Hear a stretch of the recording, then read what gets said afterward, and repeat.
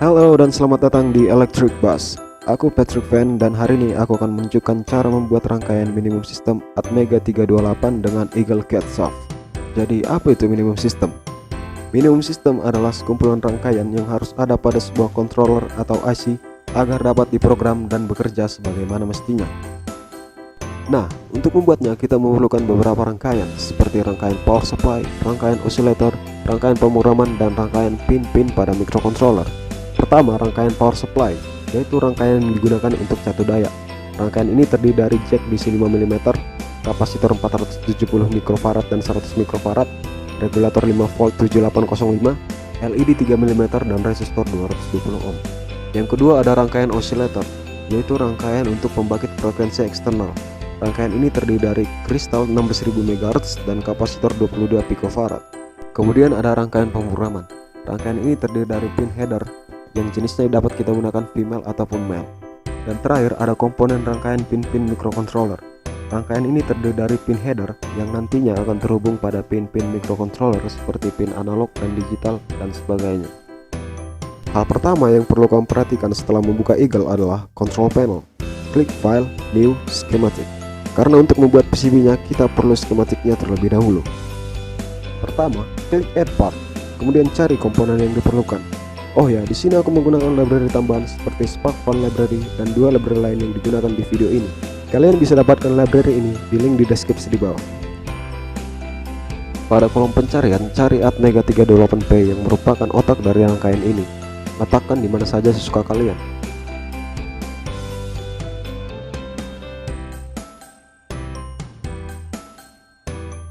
Kemudian kembali ke add part. Kemudian cari pin header.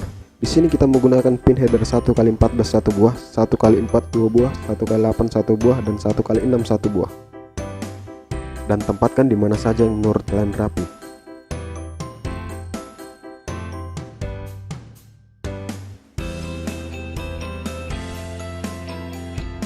Kemudian tambahkan pin header konektor 6x2 dan 3x2, female ataupun male. Di sini aku lebih suka menggunakan female.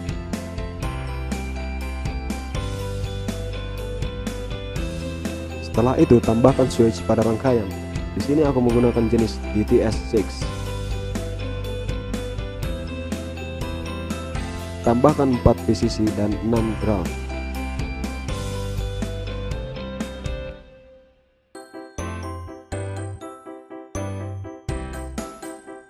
Tambahkan jack plug.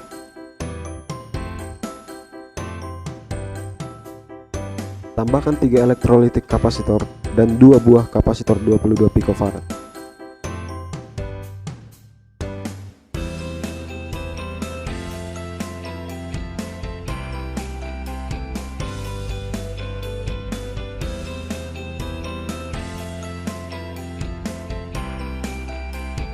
Tambahkan kristal. Di sini aku menggunakan jenis HC49US. Tambahkan regulator 7805 TV. Tambahkan 3 resistor.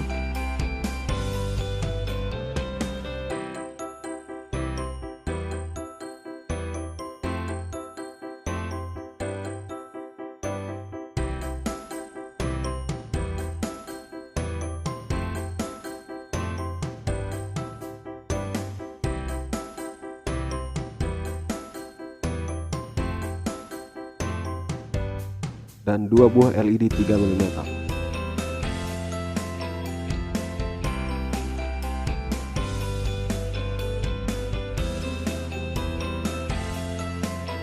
Dan setelah semua telah ditambahkan dan disusun rapi, kita beralih ke fungsi penjaluran atau net.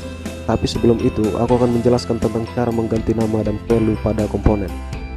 Klik name, kemudian arahkan pada komponen yang ingin kalian ganti namanya.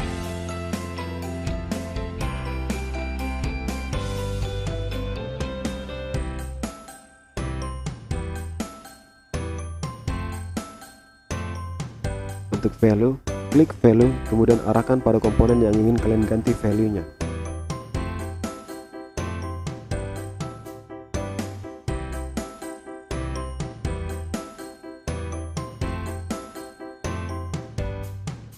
Nah, setelah itu kita masuk ke penjaluran.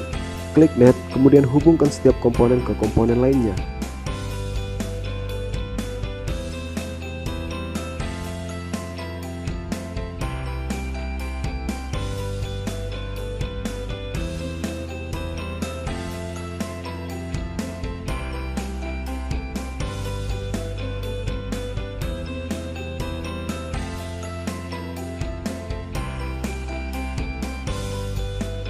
Untuk bagian ini, aku tidak akan menghubungkannya langsung ke komponen.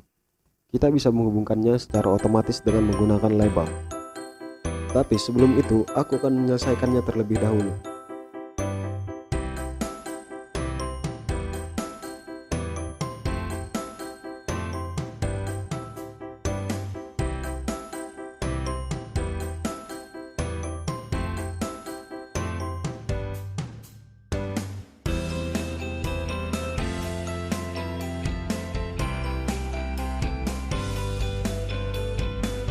Ya, setelah selesai, klik label, kemudian klik pada line yang kita buat tadi. Setelah itu, ubah nama labelnya, misalnya A0.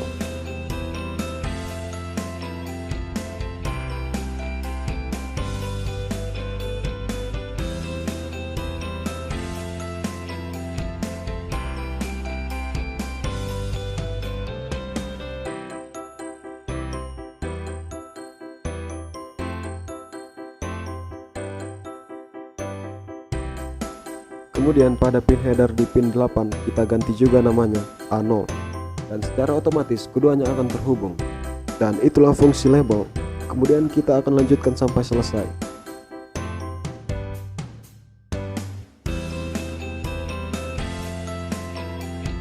Dan akhirnya tahap pertama telah selesai, yaitu skematik. Sekarang kita beralih ke pembuatan board. Klik icon ini dan yes, dan kamu akan masuk ke window pembuatan board. Dan sebelum menyusun komponen-komponen yang ada di sini, kita perlu mengatur gridnya. Klik icon ini, ubah satuan ke milimeter, display on, ubah size-nya menjadi 0,01, multiply menjadi 100, dan alt 0,01, dan hit OK. Dan secara otomatis kotak-kotak ini akan muncul di layar kamu. Kotak-kotak ini berfungsi untuk membantu kita dalam menyusun dan mengukur dalam pembuatan board. Kemudian klik move dan atur satu persatu komponen yang ada di layar kalian. Tidak harus rapi sekali, tetapi usahakan serapi yang kalian bisa.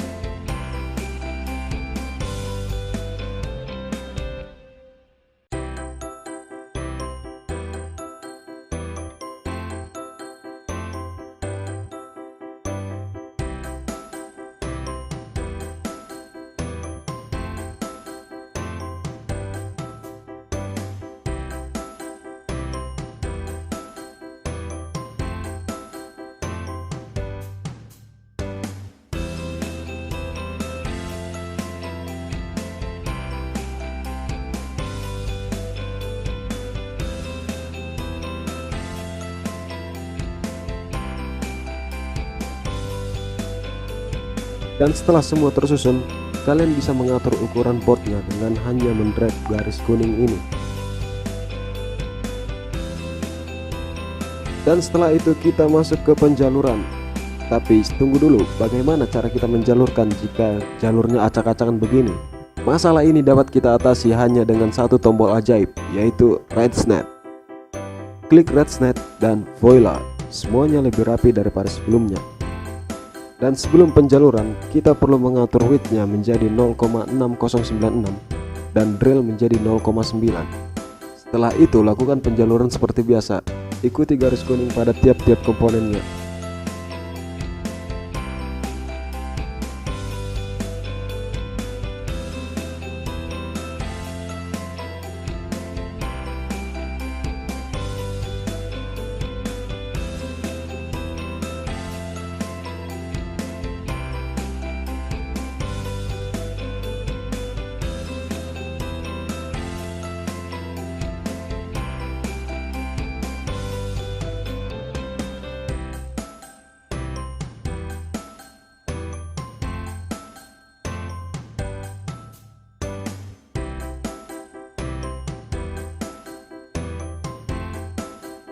Dan ini dia penjaluran yang sudah terhubung semuanya.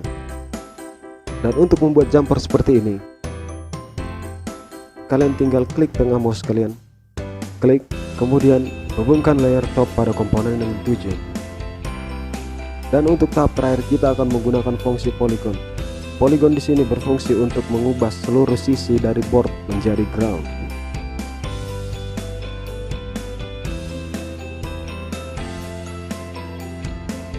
Ubah channel name menjadi GND.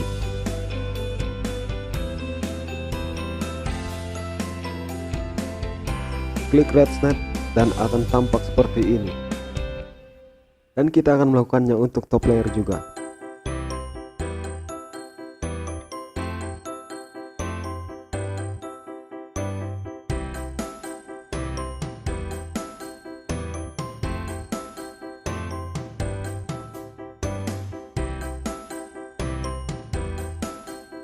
Dan untuk mengecek apakah ada error pada pembuatan board, kalian tinggal klik icon DRC, klik cek, dan lihat apakah ada error apa tidak. Untuk melihat gambaran board kalian bagaimana jadinya nanti setelah di print, kalian tinggal mengklik manufacturing, dan pada tab preview akan terlihat bagaimana gambaran board kalian. Dan sekian video kali ini. Jika kalian suka, klik suka dan don't forget to subscribe, and see you in the next video.